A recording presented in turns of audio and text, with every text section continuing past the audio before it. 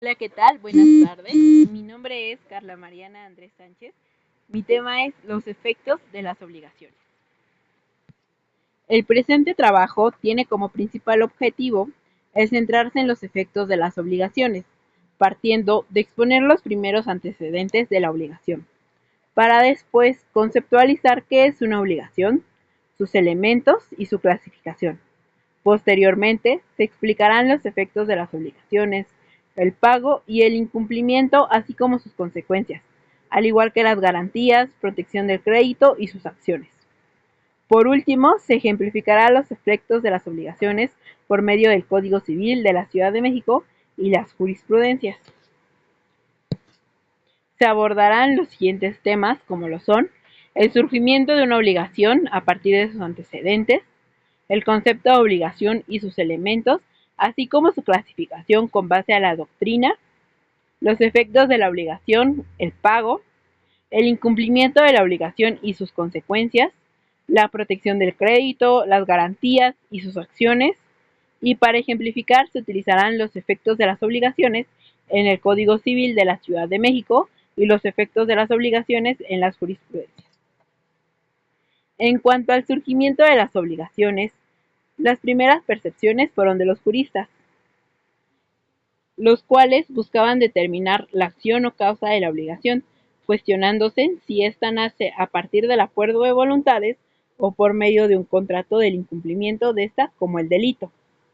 Una parte importante del surgimiento de la obligación son las relaciones jurídicas y el contrato. El hombre ha llevado a cabo intercambios de bienes y servicios generando a los individuos ganancias. En un principio, esas relaciones no tenían una regularización jurídica, sino solo cultural e inclusive moral. Con el pase de los años, las relaciones se fueron perfeccionando hasta llegar a lo que hoy en estos días conocemos como el contrato.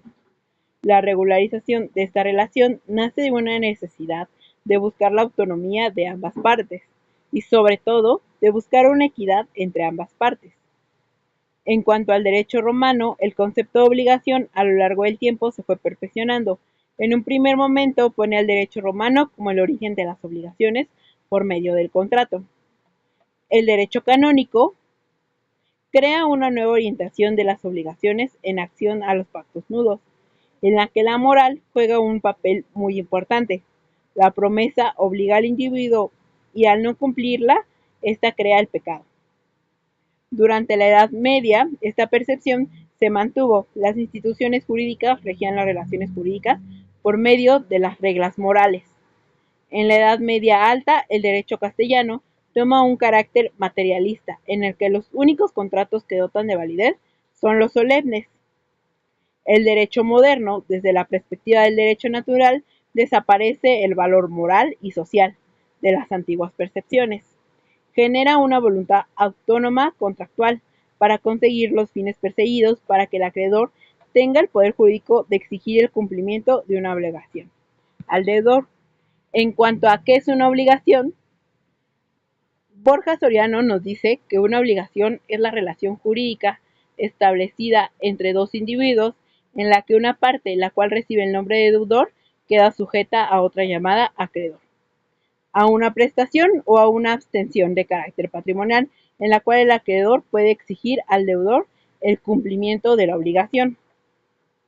Por su parte, José Luis Peña Muñoz nos dice que la obligación es un vínculo del derecho entre dos personas, en virtud del cual una de ellas, a la que llamamos deudor, se ve en la necesidad de realizar una prestación estimable en dinero en favor de la otra, denominada acreedor.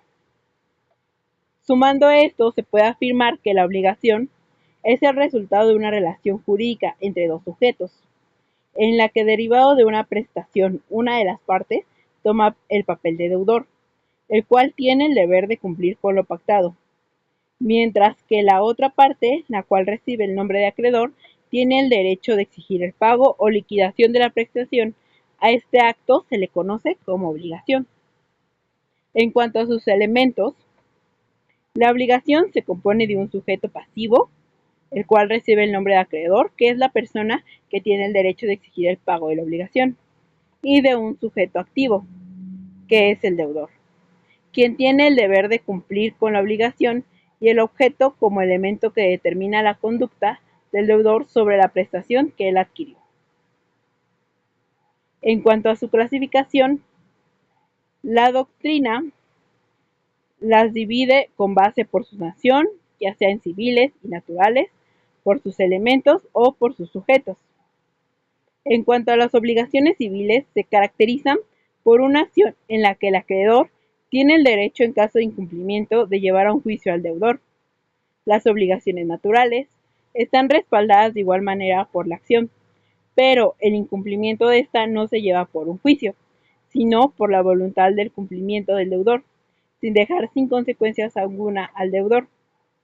En cuanto a su clasificación por sus elementos, estos se clasifican en simples cuando éstas se componen del deudor, un acreedor y su objeto.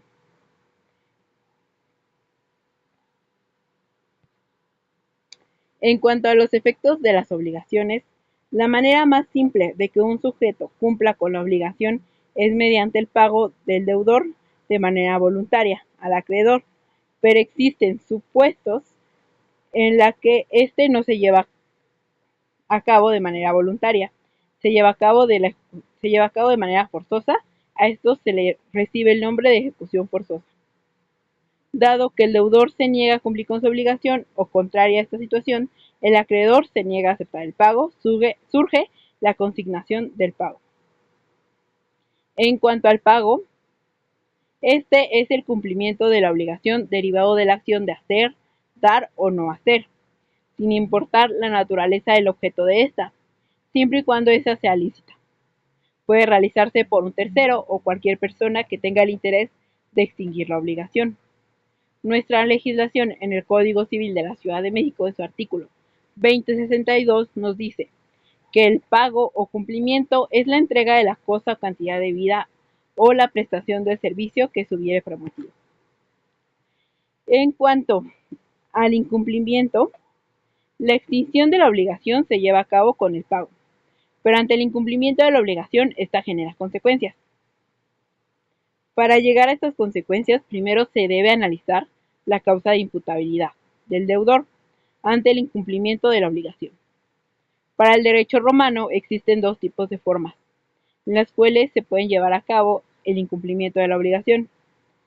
En el primer caso, no se puede cumplir la obligación por causas de fuerza mayor, o también conocido como caso fortuito. En cuanto al primer supuesto, el incumplimiento fue llevado porque el sujeto se vio en una situación física y jurídica que lo imposibilita de poder llevar a cabo el cumplimiento de la obligación, extinguiendo la obligación para el deudor, rigiendo el principio de lo imposible no puede constituir una obligación. En cuanto al segundo supuesto, el incumplimiento se relaciona íntimamente con la conducta del deudor, en la que éste actúa con dolo y culpa, para evitar cumplir con la obligación.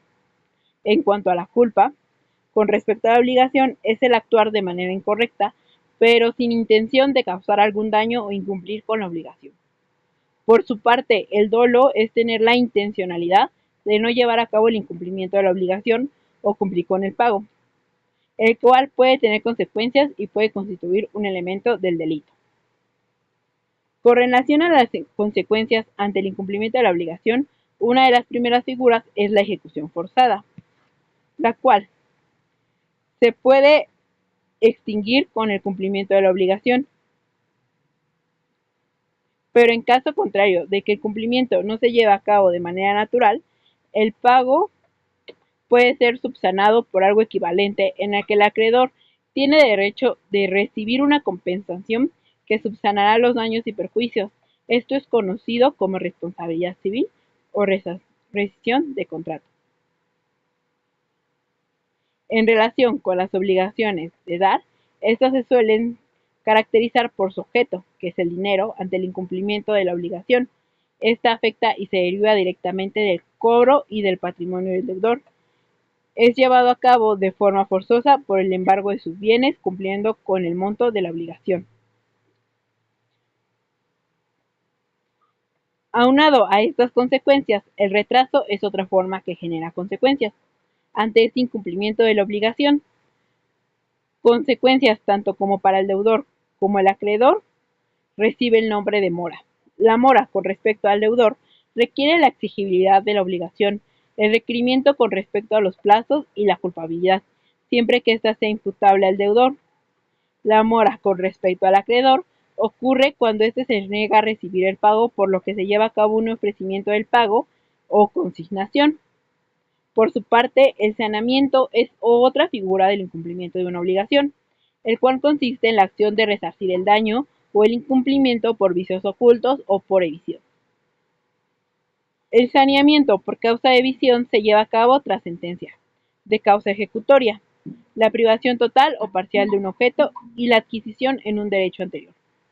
Por su parte, el saneamiento por vicios ocultos, los requisitos para que este se lleve a cabo son tres: la transmisión de un objeto o cosa, que ya sea este presente, eficiente o vicioso, que estos vicios a su vez impidan o disminuyan la utilidad de la cosa y que los vicios no sean ostensibles.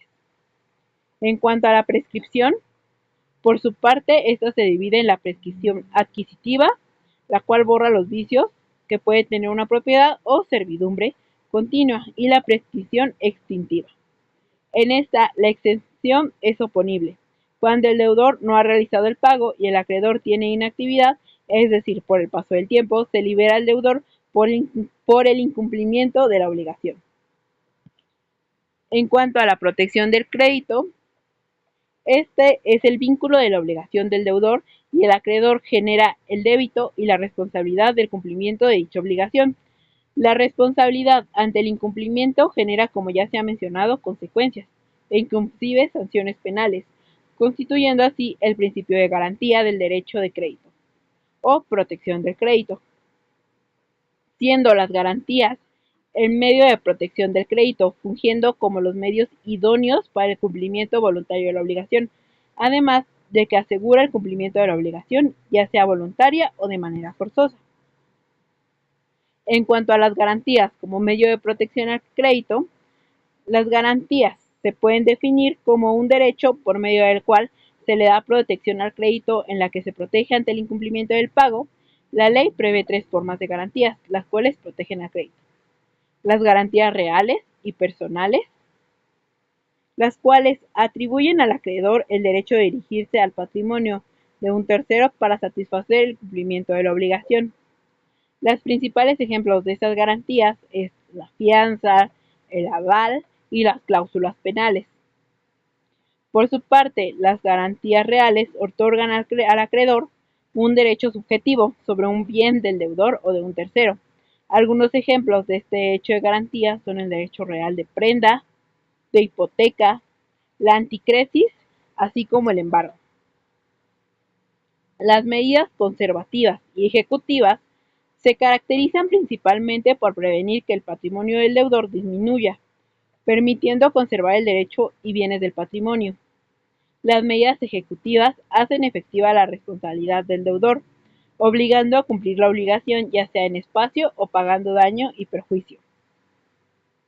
Las garantías convencionales y ejecutivas se caracterizan porque derivan directamente de la ley o del pacto convenio establecido entre ambas partes.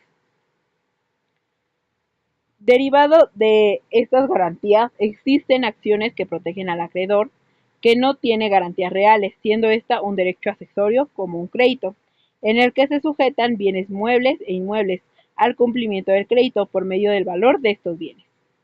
El sujeto que no tiene o posee derechos reales recibe el nombre de acreedor quirográfico. Las acciones que pueden ejercer para el cumplimiento del pago son la oblica paulina y la de contrasimulación. En cuanto a la acción oblicua, esta permite al acreedor inmiscuirse en las obligaciones de su deudor con la finalidad de apremiarlo para que éste ejerza sus acciones, haga valer sus derechos e impida el deterioro o eficacia proveniente de la inactividad o desetación en que se hallan, todo ello en función de que mejore su fortuna y adquiera nuevos bienes que aumenten su patrimonio, que es la garantía del acreedor. La acción paulina es la acción en favor de los acreedores ante situaciones de actos de fraudes, creando la nulidad, además del regreso del patrimonio de los bienes. sustraídos del deudor. El acto de la acción paulina está limitado a los actos jurídicos, la nulidad no es absoluta, ya que solo impone la eficacia a algunos actos como el monto de sus intereses. La acción de contrasimulación, por su parte, ocurre cuando en vez de realizar una acción real, ésta se realiza de manera ficticia, con objeto de simular la disminución de su actividad patrimonial o bienes con el objetivo de generar una imagen de insolvencia, la cual no le permite el cumplimiento de la obligación. En cuanto al derecho de retención, este es otro derecho de protección, el cual da el derecho al acreedor a no devolver el objeto de la obligación a su deudor a menos que éste no cumpla con su obligación de pagar. Esta retención genera ventajas sobre el deudor, ya que posee el bien. Esa posesión o retención genera presión de la culminación de la obligación. Para ejemplificar estos conceptos se utiliza el Código Civil de la Ciudad de México. En cuanto al pago, nos dice nuestra legislación, en su artículo 2062, que es el pago o el cumplimiento, es la entrega de la cosa o cantidad debida a la que presta el servicio que se hubiere prometido.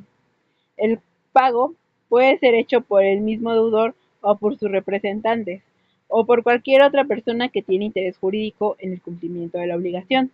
En el artículo 2078, el pago deberá hacerse del modo que se hubiera pactado y nunca podrá hacerse parcialmente, sino en virtud de convenio expreso o disposición de la ley. Cuando el pago no es recibido por el acreedor, este se consigna. En su artículo 2098, si el acreedor rehusare sin justa causa recibir la prestación debida o dar el documento justificado de pago, o si fuera persona incierta o incapaz de recibir, podrá el deudor librarse de la obligación haciendo consignación de la cosa. Ante el incumplimiento de la obligación, evitando la extinción, la ley prevé situaciones de acciones para que se cumpla el pago. En su artículo 2104, el que estuviera obligado a prestar un hecho y dejara de prestarlo o no lo prestare, conforme a lo convenido, será responsable de los daños y perjuicios en los términos siguientes. Primero, si la obligación fuera a plazo, comenzará la responsabilidad desde el vencimiento de este. En cuanto al artículo 2106, nos dice que la responsabilidad procedente de dolo es exigible en todas las obligaciones. La renuncia de hacerla efectiva es nula. En su artículo 2117 nos dice que la responsabilidad civil puede ser regulada por convenio de las partes, salvo aquellos casos en los que la ley disponga expresamente otra cosa. Si la prestación consistiere en el pago de cierta cantidad de dinero, los daños y perjuicios que resulten de la falta del cumplimiento no podrá exceder el interés legal, salvo convenio contrario. En cuanto a los efectos de la obligación en nuestra jurisprudencia, el primer supuesto, el cual es de la tesis de la jurisprudencia 1A 83-2014, nos dice que en esta tesis se puede sustraer los efectos del incumplimiento de la obligación en cuanto al tiempo en el que el deudor debía cumplir con el pago y la consecuencia que este generó rescindiendo el contrato. En cuanto al segundo ejemplo, con la tesis 2A 94 del 2023, nos dice que se observa otro tipo totalmente diferente de obligación, de incumplimiento de obligación, ya que este es ante el incumplimiento de pensión alimenticia y como consecuencia de este crea el delito.